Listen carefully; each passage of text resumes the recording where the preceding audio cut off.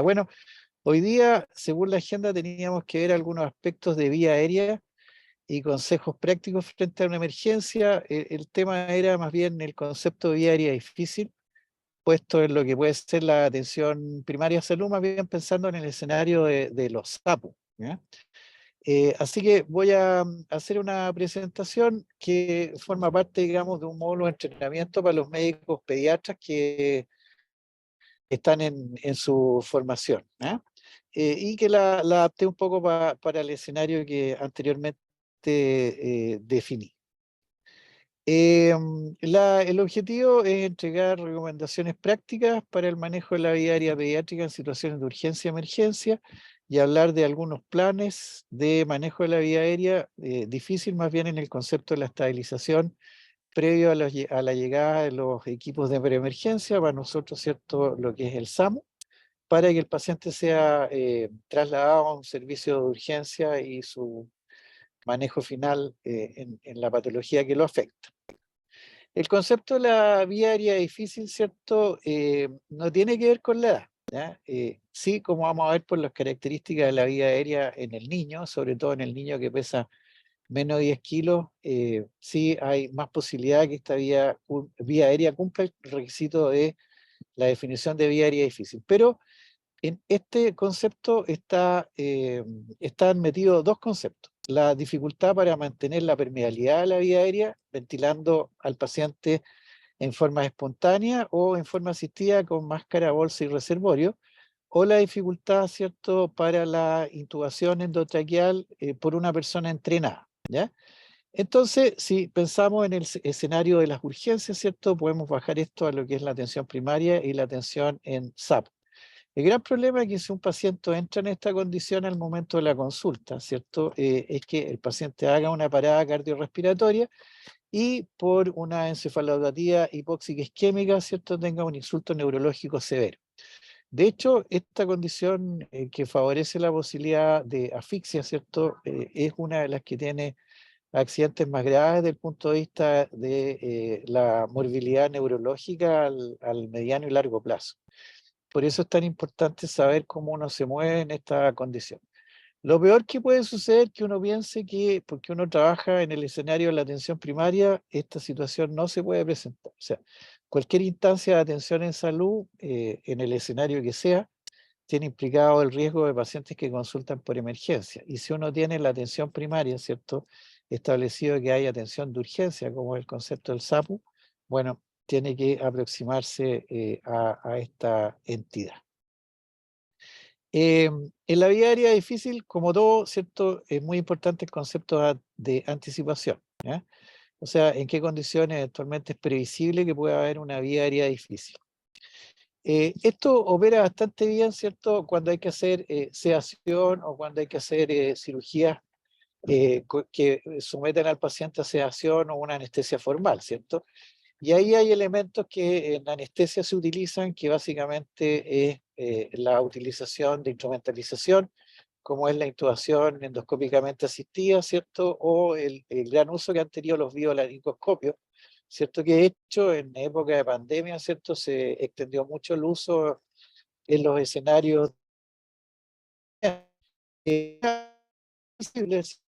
está vinculado a dos riesgos, ¿ya? Que no se puede intubar, pero sí se puede ventilar. Bueno, si uno, no podemos intubar, pero podemos ventilar, tenemos resuelto un problema transitoriamente hasta que se pueda estabilizar la vía aérea y colocar un dispositivo de vía aérea avanzada, que es bien importante precisar que no solamente son los tubos endotraqueales, sino que son algunos dispositivos supralaringeos y mascarillas laringeas que sí pueden estar presentes en los carros de paro de los sapos.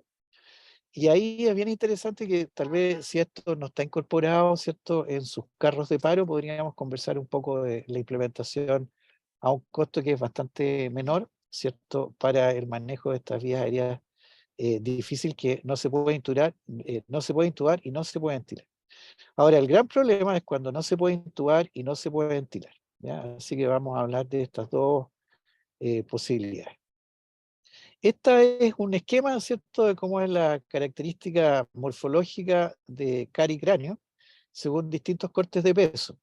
Entonces, si ustedes pueden ver, ¿cierto? Apreciar en el menor de un año, 10 kilos, la foto que hay acá es de un alien. ¿Ah? Bueno, un sujeto, ¿cierto? Que tiene una construcción del tercio medio del macizo facial muy poco desarrollado. Y eso sí, evidentemente, que hace que la visualización de la vía aérea sea sustantivamente más compleja que lo que sucede en un niño que va entre el año y los 8 años, o sea, más o menos un corte de peso entre los 10 y los 30 kilos, y es lo que sucede en los niños más grandes por arriba de 8 años, ¿cierto? O por arriba de los 30 kilos. Esto está llegado a un modelo, ¿cierto? De reconstrucción tridimensional, ¿cierto? Este es un modelo con estas características, ¿cierto? Con una impresora 3D, ¿cierto? Y si ustedes se fijan, hay características bien especiales en los lactantes, ¿cierto? Que son este desarrollo incompleto del tercio medio de la cara, ¿cierto? Que vamos a ir viendo. Hay otro aspecto que es bien importante cuando el paciente se pone en posición supina. El occipucio prominente, ¿cierto? Lleva a la flexión natural del cuello. Y la flexión natural de un cuello que es más corto y que tiene la laringe más anterior, eso produce, ¿cierto? Un cierre de la estructura supraglótica y cuesta visualizar mucho la vía aérea. Así que vamos a ver unos trucos fáciles de posición, de desplazamiento de la cabeza en esta posición de semiolfateo que la vamos a mostrar inmediatamente y que permite entonces despejar la vía aérea y alinear los ejes. Acá hay dos fotos que son fotos de endoscopía en lactantes pequeñas durante distintas fases, la fase inspiratoria y la fase expiratoria. Y esta es una situación que es una causa de estriol laringio en el primer semestre de la vida, que es bastante frecuente y que es una condición funcional, que se llama laringomalacia, y que tiene una existencia de estos cartílagos y estos tejidos blandos en la laringe posterior, en los aritenoides, los corniculados, que tiene una mucosa muy redundante y que durante la inspiración tiende al colapso, ¿cierto?, de la vía aérea, y se ve así y se escucha con estrior inspiratorio, ¿ya?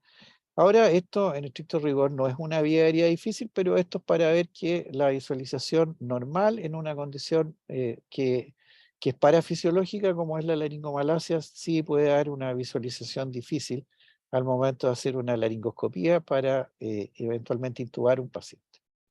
Acá tenemos ejemplos de pacientes. Este es un niño pequeño que conocimos hace pila de años atrás cuando estábamos trabajando en la Josefina Martínez, y él lo que tenía era una dependencia de una traqueostomía porque tenía una vía aérea muy compleja, con obstrucción completa durante el sueño, porque tenía un desarrollo de la mandíbula inferior muy discreta. Entonces acá fue sometido a una, que en uno de los pocos centros que se hacían en el Hospital San Borja Herrerán en ese momento, que es una instrucción mandibular para lograr el buen despeje de la vía aérea. Esto solamente mencionarlo porque hay mucho de vía aérea difícil, sobre todo, ¿cierto?, en los niños con necesidades especiales de salud también. Eh, Acá hay otros pacientes que son poco habituales, ¿cierto? Son distintas malformaciones craneofaciales que implican en su desarrollo anormal, ¿cierto? La mandíbula. Aquí ustedes pueden ver un paciente que tiene un Treacher Collins, que tiene una genesia de los conductos auditivos también, pero tiene un mentón extremadamente pequeño. Aquí hay una obstrucción completa de la vía aérea. Estos pacientes muchas veces, ¿cierto?, tienen que ser sometidos a estabilización de la misma con traqueostomía hasta poder hacer reparación en distintas fases con distracción de la mandíbula. Aquí este niño está más grande y ya está con lo que tenemos cubierto por GES, ¿cierto?, que es los audífonos previos a los implantes cocleares. Bueno, cuando hablamos de vía aérea inestable, hay una serie de condiciones que son bastante más frecuentes de los 3 casos clínicos que le mostré con anterioridad, ¿cierto? Y básicamente lo que puede suceder, ¿cierto?, como obstrucción de vía aérea son causas inflamatorias. Una de las principales causas de obstrucción de vía aérea en un niño pequeño, ¿cierto?, es el CRUP o la laringotraqueitis, ¿cierto?, que se define como la laringitis obstructiva aguda.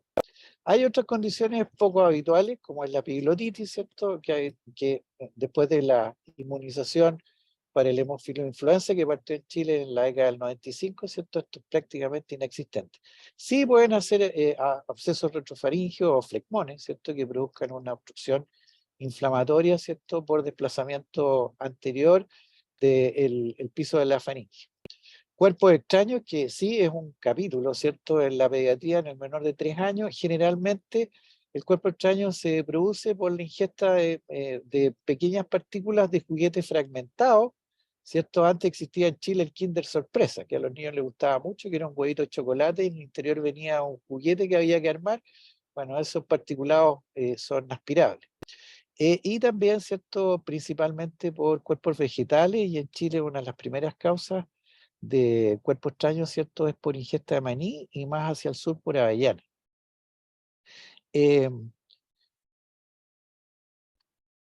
Ahora, la vía aérea difícil, ¿cierto? Aquí hay una diapositiva, ¿cierto? Y utilizado mucho en nuestros entrenamientos cuando trabajamos en emergencia. Mantener la calma solo se trata de una emergencia en la vía aérea. En realidad esto es bien difícil. Los seres humanos tenemos un reflejo, ¿cierto? Que significa que está unida la corteza con el piso pélvico, ¿cierto? Y con el esfínter anal, y cuando hay una emergencia, ¿cierto? Sucede, ¿cierto? Lo que sucede, que uno siente mucho miedo, ¿cierto? Y de repente no sabe cómo actuar. Bueno, pero es muy importante la evaluación de riesgo, ¿cierto? Esas formas de cara básicamente no eran para mostrarles casos clínicos infrecuentes, sino que para mostrarles que la forma de la cara, sobre todo estas caras alargadas con paladares ojivales y con mentón pequeño o con mentón triangular, son formas de la cara que se asocian frecuentemente cuando el paciente está en estado de inconsciencia, ¿cierto? Ya sea inducido por sedación o por cualquier emergencia que tenga, ¿cierto? Lleva a la vía aérea difícil. Por ejemplo, un paciente que tenga un traumatismo, ¿cierto? Por un accidente y llegue, ¿cierto? Como derivación inmediata, ¿cierto? Al SAPU, porque el accidente lo tuvo a media cuadra de las instalaciones, ¿cierto? Primero entonces tenemos que ver, ¿cierto? Las características de la morfología, si la ventilación es difícil o no. Eso define la entrada al concepto de viaria difícil. Y eso es la ventilación apropiada, acuérdense, en forma espontánea, o ventilación con bolsa, mascarilla y reservorio, ¿cierto? Cuando hemos hecho las primeras maniobras de apertura de la vía aérea, que las vamos a ver en las próximas diapositivas. Y por lo tanto, concepto B, las capacidades que tenga para sostener la vía aérea con bolsa, mascarilla y reservorio.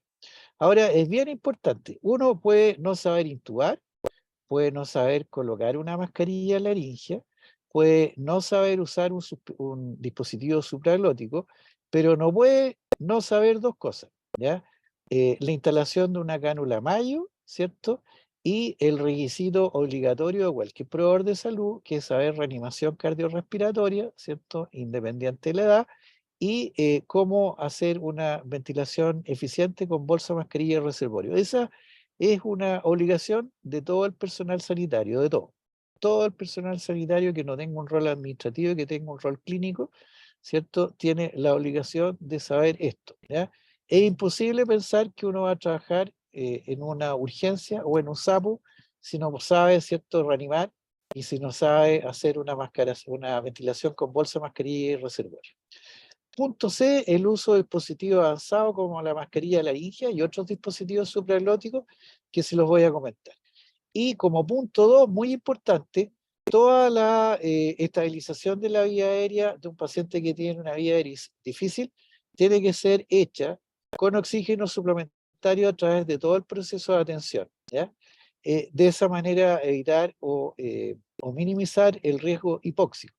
Ahora, lo que sí, cuando a un paciente está ventilando con dificultad o no está ventilando y lo tenemos absolutamente oxigenado, la saturación normalizada enmascara, ¿cierto?, la hipercapnia, y por lo tanto sí es bueno tener ojalá disposición de lectura de la del CO aspirado, que son los equipos que se definen como capnógrafos. En la línea de tiempo, ¿cierto?, en cualquier paciente que está en una situación no de urgencia, sino que de emergencia, de establecer un paro cardiorrespiratorio, es muy importante la apariencia, la circulación y el trabajo respiratorio. Acuérdense que ese es el triángulo de evaluación pediátrica. En un paciente que tiene una vida difícil, muy probablemente lo que tengamos, ¿cierto?, es un paciente con un estrior severo, o eventualmente tengamos un paciente sin estrior, con una respiración gutural, ¿cierto?, y con compromiso de conciencia. Bueno, aquí están los estadios, ¿cierto?, en que uno se va fijando en cualquier orden: nivel de conciencia, vía aérea, respiración, frecuencia cardíaca, pulso central, pulso periférico, llenado venocapilar, que es el ejercicio, ¿cierto?, que uno debe hacer con una secuencia cada 2 minutos hasta que el paciente lo lleva de inestable a estable. Ahora, esta diapositiva es interesante porque en los niños pequeños, ¿ya? La insuficiencia respiratoria es la principal causa de paro o hipoxia, ¿ya? Y dentro de la insuficiencia respiratoria aguda, hiperaguda, que se produce en la obstrucción de la vía aérea superior. Como decíamos, las primeras acciones para estabilizar al paciente siempre es la entrega con oxígeno al 100%, la monitorización cardiorrespiratoria con monitor con 3 puntas, ¿cierto? Y la línea de saturación para ver, ¿cierto?, cómo está la oxigenación y la entrega periférica de oxígeno en los tejidos. Básicamente, entiéndase aquí, encéfalo. Las medidas simples, ¿cierto?, para despejar la vía aérea es ver si esta vía aérea es mantenible o no mantenible, ¿cierto? Sí, y por lo tanto, si no se puede intubar, si vamos a poder ventilar al paciente. Si no lo podemos intubar, pero lo podemos ventilar, tenemos el problema resuelto casi en su totalidad. Hay medidas simples y medidas avanzadas. Es imposible establecer medidas avanzadas si uno no ha pasado por las medidas simples.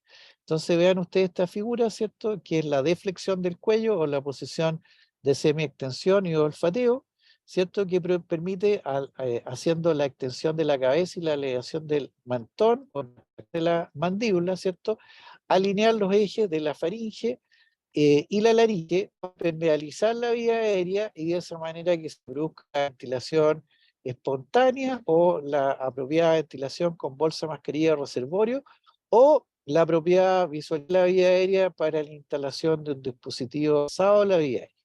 Y las medidas avanzadas, bueno, lo que buscan, ¿cierto?, son establecer estos dispositivos supraglóticos para permitir la ventilación apropiada, ya no con bolsa, mascarilla y reservorio, sino que a través de esta interfase utilizando el AMBU. Este es el concepto de vía aérea despejada, vía aérea que se puede mantener, ¿cierto?, con estas maniobras de posicionamiento, y la vía aérea no mantenible que requiere presión positiva. Y fíjense ustedes que nuevamente el ejercicio parte por la extensión del cuello que llega a la posición del olfateo. Esto es muy importante, sobre todo, yo decía, en los lactantes pequeños, menos de 10 kilos, que tienen un occipucio prominente. De hecho, ustedes pueden ver como un niño de la maniobra con es como una maniobra tal a una extensión apropiada, ¿cierto? Permite alinear los ejes de la boca, de la tráquea y de la faringe para lograr la ventilación apropiada. Acá está cómo se hace la maniobra de ventilación con bolsa y reservorio, y ustedes pueden ver que se hace esta maniobra de la C con la E. La C, ¿cierto?, es lo que permite el apropiado selle de la mascarilla laringe, perdón, de la mascarilla, ¿cierto?, del ambubac, ¿cierto?, a la cara del niño para evitar el escape y ventilar apropiadamente, viendo la visualización de la expansión apropiada del tórax. Y la E, ¿cierto?, son los dedos que se colocan debajo de la mandíbula, ¿cierto?, haciendo una pequeña tracción, ¿cierto? Y de esa manera se logra el apropiado selle hermético de la vía aérea para lograr su presurización y una apropiada ventilación con la bolsa de resucitación manual. Ahí nuevamente el concepto de la C con la E. Es bien interesante que, como en las últimas recomendaciones de la reanimación cardiorrespiratoria, ¿cierto?, el 2020, nuevamente se insiste, ¿cierto?, en los accidentes hipóxico-isquémicos, ¿cierto?, y en la reanimación en general, ¿cierto?, que la ventilación tiene que ser hecha con 20 a 30 respiraciones por minuto, incluso una vez que uno ha colocado un dispositivo avanzado a la vía aérea, ya sea que haya intubado al paciente o que le haya colocado eficientemente una mascarilla laringe. Y de esa manera, ¿cierto?, se evita la hipoxia y se evita, ¿cierto?, la hipercapnia. Hipoxia más hipercapnia, ¿cierto?, significan riesgo asfíctico. Vamos a ver algunos aspectos de dispositivo de vía aérea avanzada, pero no vamos a hablar nada de intubación. Lo que vamos a ver acá, y vamos a hablar del concepto de mascarilla laringea como dispositivo avanzado de la vía aérea que puede estar en cualquier carro de paro, incluyendo los carros de paro que necesariamente tienen que estar en los AP. Bueno, es bien importante, muchas veces el profesional de la salud piensa que si al paciente no le intuba, el resultado fatal es el resultado final, ¿cierto? Ya sea de sobrevida, pero sobre todo de sobrevida sin daño neurológico, es mejor intubando al paciente. Y aquí estos son estudios japoneses, ¿cierto? Ellos tienen una muy buena preemergencia y en los niveles primarios de atención tienen muy buen entrenamiento de su personal para salir adelante en las emergencias que se puedan presentar en la atención primaria. Y en este estudio lo que se demuestra que la eficiente ventilación con bolsa, mascarilla y reservorio para pacientes que tienen cierto accidente de vía aérea es lo que asegura un mejor resultado, tanto en sobrevida, ¿cierto?, como en ausencia de daño neurológico a los 30 días de egresado al paciente de la emergencia. Esta es una proposición que hace algún tiempo hacíamos, ¿cierto? Que cuando hay una emergencia pediátrica, entramos por el triángulo de evaluación primaria, establecemos clínicamente la necesidad de asistencia ventilatoria, básicamente presurización con presión positiva, con bolsa, mascarilla y reservorio, ¿cierto? Y si esto se logra exitosamente, problema resuelto. Si con bolsa, mascarilla y reservorio no logramos resolver la emergencia, ¿cierto?, y el paciente ya cae en parada cardiorrespiratoria o hace bradicardias por debajo de 60 por minuto, ¿cierto?, que requiere establecer reanimación cardiorrespiratoria, ¿cierto? Consideramos, si tenemos entrenamiento, intubación con un tubo endotraqueal, y si no tenemos entrenamiento, mascarilla laringea. Una persona para intubar tiene que haber hecho a lo menos 50 intubaciones solo, ¿ya? Una persona para instalar una mascarilla laringea requiere un entrenamiento que no demora más de 15 minutos. Acá hay dispositivos supraglóticos ultra eficientes para la, Pedro Bordalicia, para la ventilación, ¿cierto? Y este es el obturador faríngeo, ¿cierto?, que se coloca a ciega, ¿cierto? Y que tiene dos balones que se inflan. Un balón que queda alojado, ¿cierto?, en la garganta, entre el dorso de la lengua y el velo del paladar, y otro balón que se infla entrando este tubo, ¿cierto?, como naturalmente va a suceder si lo colocamos en forma ciega, al esófago. Entonces, inflados los dos balones, hay una apertura, ¿cierto?, anterior de este tubo que permite ventilar eficientemente la laringe. Esto también es fácil entrenarse. Estos son dispositivos muy baratos que valen menos de 30.000 pesos, que pueden estar presentes en la atención primaria y requieren un entrenamiento, como les decía, de no más de 15 minutos en modelos de maniquíes para reanimación cardiorrespiratoria. ¿Ah? Aquí hay mascarillas laringeas. La mascarilla laringea es un tubo abierto, ¿cierto?, que termina en esta canoa, ¿cierto?, que tiene un borde inflable y tiene estas ranuras que al sentarse sobre la laringe permiten la ventilación eficiente, y también en un periodo de entrenamiento de no más de 15 minutos uno puede, ¿cierto?, eficientemente tratar al paciente. Aquí hay mascarillas laringeas, ¿cierto?, de generación más nueva, que están disponibles. Por ser más nuevas no son más caras. Las mascarillas laringeas, ¿cierto?, si uno compra en los proveedores por cantidades grandes, no valen más de 30.000, 50.000 pesos. Aquí hay otras mascarillas laringeas. Estas son mascarillas laringeas bien interesantes porque ustedes ven que la parte distal, ¿cierto?, tiene una abertura y tiene dos lúmenes. Por un lumen uno eficientemente ventila al paciente y el otro lumen permite la instalación de una sonda nasogástrica que, pasando el extremo distal de la mascarilla laringea, queda en posición, y eso no solamente permite distender el estómago, que generalmente va a estar o con alimentos o por la misma ambuceo, ¿cierto?, con aire, y por lo tanto permite además que la mascarilla laringe se siente más eficientemente sobre la laringe. Aquí ustedes tienen un corte de la vía aérea donde se ve la instalación ya hecha de una mascarilla laringea, donde se ve la apertura de la mascarilla laringea hacia la vía aérea y el extremo distal, ¿cierto?, más abusado, que tiene este lumen que permite la instalación, ¿cierto?, de la sonda nasogástrica. ¿Ya?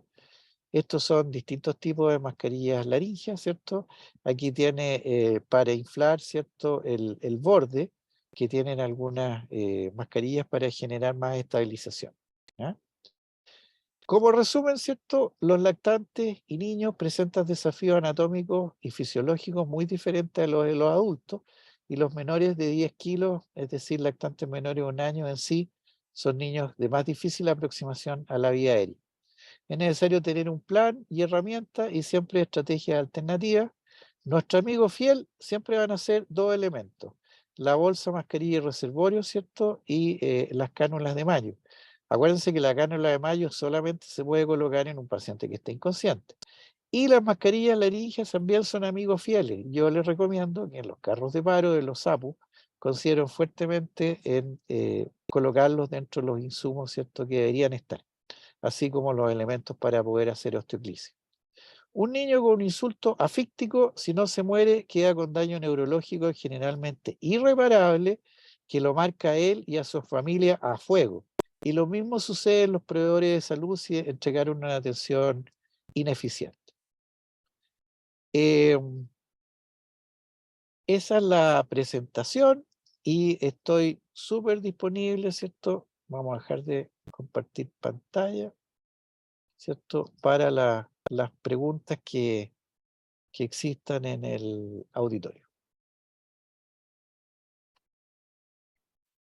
Consultar si alguien tiene alguna pregunta que quiera hacer el doctor. Está el momento. Doctor, hay una lámina que justo se perdió un poco la señal. ¿Ya?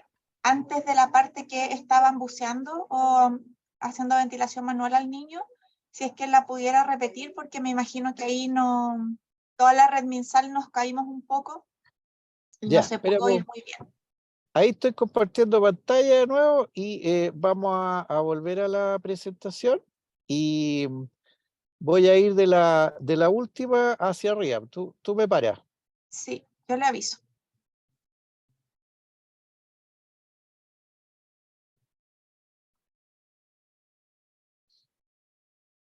Esa es la posición de olfateo. Ah, ya, mira, esto es fundamental. Esto qué bueno que tuviste, que me hace esta. Mira, hay medidas Baje un simples y poquito, medidas avanzadas. Sí, baje un poquito, Doc. Es la que sigue, como son como dos más, me parece. para acá, Hacia las últimas, sí. Hacia las últimas. esa, La que sigue. Esa. esta. Ya, mira, aquí, si ustedes ven, hay una persona que toma la cabeza del niño, ¿cierto? Y toma con 2 dedos el mentón y hace un movimiento de, ¿cierto?, de llevar en semi-extensión la cabeza, ¿ya? Para llevar a la posición de olfateo. Y es muy importante que, tal como está puesta en esta foto, donde está no el niño chico, sino que está el lactante, fíjense que hay un rodillo que se coloca entre los hombros. Ese rodillo que se coloca entre los hombros es para dejar alineado el dorso con el occipucio. Y de esa manera, con esa simple manera, ¿cierto? Y con la posición de semiolfateo, ustedes logran alinear el eje de la boca, de la faringe y de la tráquea. Ya eso, si el paciente está en respiración espontánea, va a empezar a respirar mejor. Y ustedes lo van a ver por la coloración, lo van a ver porque empieza a mejorar el estado de conciencia. Y si tienen un saturómetro, van a ver que notablemente mejora la línea de saturación. ¿Ya? Pero si el paciente, ¿cierto?, no lo logra, está inconsciente, tiene un esfuerzo respiratorio ineficiente, ya de esta manera, colocando tal como se ve acá, la mascarilla del resucitador manual, van a poder hacer una muy buena ventilación eficiente con una bolsa, mascarilla y reservorio. ¿Ya? Ese era el comentario de esta diapositiva. Muchas gracias, doctor. Si alguien quiere levantar la mano o necesita hacer una consulta, es el momento. Ah, mira, hay una persona aquí, se llama Aliro Muñoz. Yo creo que al Aliro lo conozco, tengo certeza que lo conozco. Dice reanimador del SAMU Metropolitano. Bueno, yo quiero decirle a Aliro que al SAMU yo le prendo velitas todos los días, que la gestión que hacen en la red sanitaria, si no fuera por ustedes, sería absolutamente ineficiente, y que no conozco en varios países en Latinoamérica un servicio de rescate que sea tan eficiente como ustedes. Así que mi gracia eterna. De hecho, yo tuve un accidente grave de un hijo mío, ¿cierto? Que fue estricado desde un accidente en moto por personal del SAM.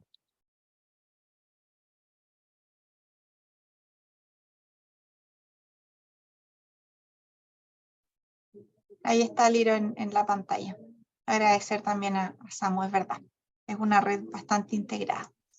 Bueno, si es que no hay más consultas, Oye, disculpa, pero una pregunta para la Liro, que él es el experto. ¿Hablé muchas leceras o estuvo buena?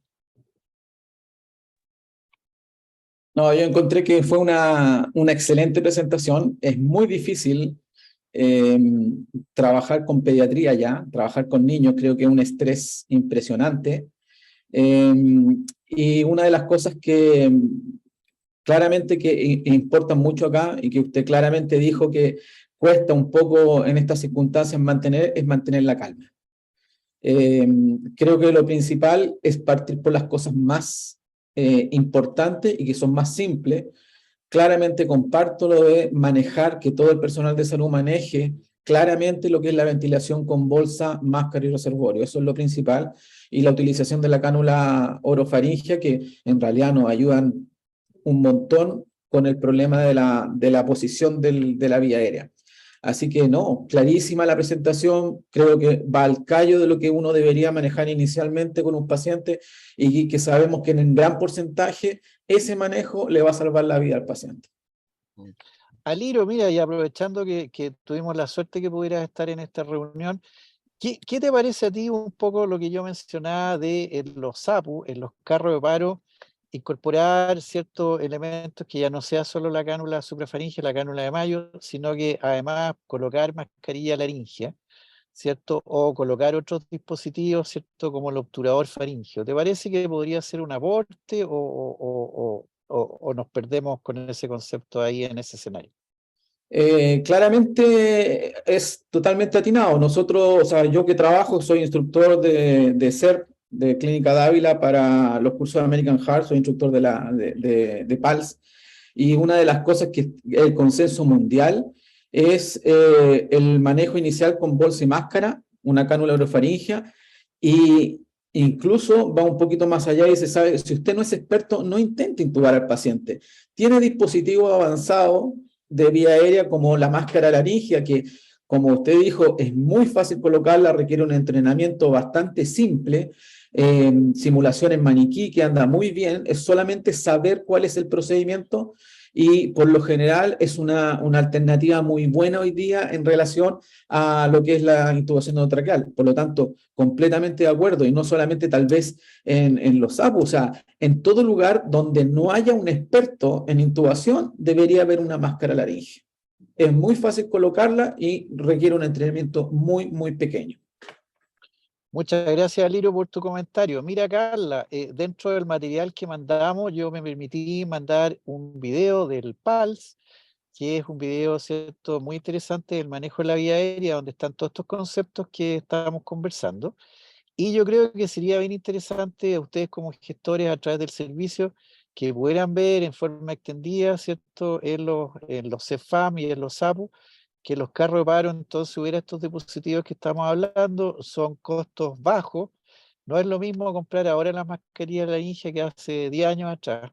Realmente son elementos que permiten, bien utilizados, ¿cierto?, salir adelante de un problema que está vinculado, si no es a letalidad, ¿cierto?, a secuelas neurológicas devastadoras. Sí, Doc, la verdad es que nosotros ya, bueno, desde la DAP iniciaron las compras para reabastecerse de esos insumos en los carros de paro, así que sería interesante poder hacer un trabajo en conjunto para las capacitaciones del uso de este insumo. Está Carol Díaz también, que es la encargada de la referencia de urgencia de acá de APS, así es que sería súper interesante hacer un trabajo en conjunto como red. Sí, aquí hay un comentario de Carolina Ortúzar que dice un gran aporte en los SAPUS, pero se debe capacitar a los funcionarios. La máscara laringe es una gran herramienta, comparto la apreciación del reanimador. Yo quedo comprometido con usted y yo creo que Aliro probablemente a través del SAPU también pueda ayudar si quieren establecer talleres para reanimación y talleres Genial. para estabilización de la vía aérea absolutamente disponibles. Yo creo que si Le vamos a tomar la palabra.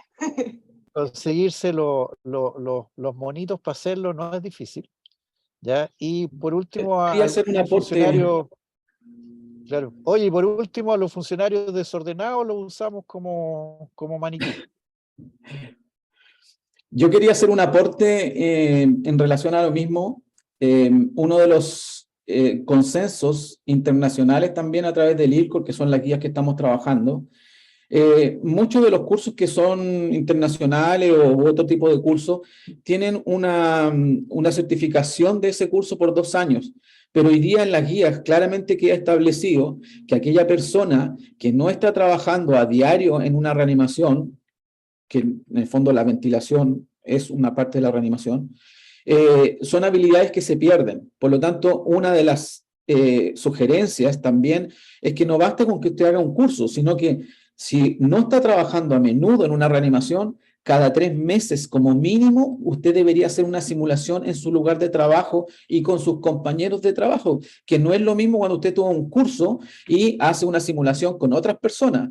La idea es que trabaje con su equipo en el lugar de su trabajo, que se planifiquen para una emergencia, que hagan estos casos de simulación, que no deberían durar más de 7 a 10 minutos. Es solamente para decir cómo lo estamos haciendo, adquirir o renovar habilidades para estar preparados frente a una emergencia.